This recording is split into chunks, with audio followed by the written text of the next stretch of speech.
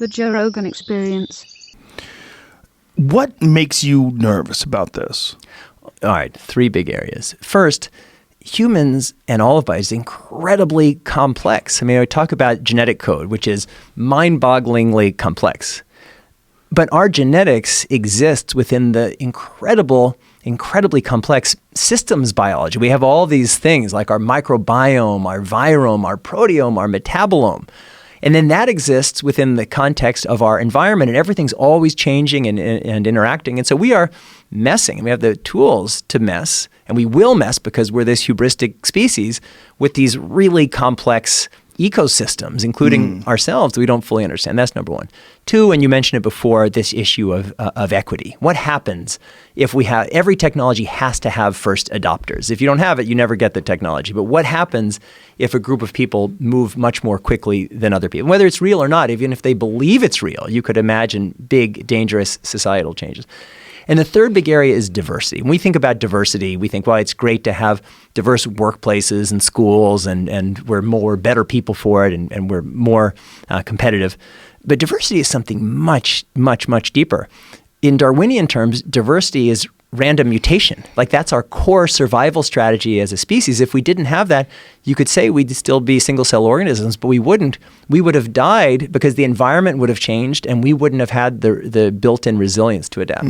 Yeah, that is really important when you think about diversity, right? Yeah. That we need a non-uniformity when it comes to our own biology. Yeah, because we need a bunch of different kinds of people. we have to have it, because even if we optimize for this world, the world will change. There's no good and bad in evolution. There's just well-suited for a particular environment. If that environment changes, the best suited person for your old environment may be the least suited person for the new environment. So even if we have things that seem like really great ideas now, like optimizing health. So if you have sickle cell disease, you're probably going to die, and you're going to die young, and it's going to be excruciatingly painful. And so you would say, well, let's just get rid of sickle cell disease, which we can do. But if you are a recessive carrier of the sickle cell disease gene, you don't have it, you're just carrying it, and you have a pretty significant risk of passing it on to your kids. But you also have an additional resistance to malaria.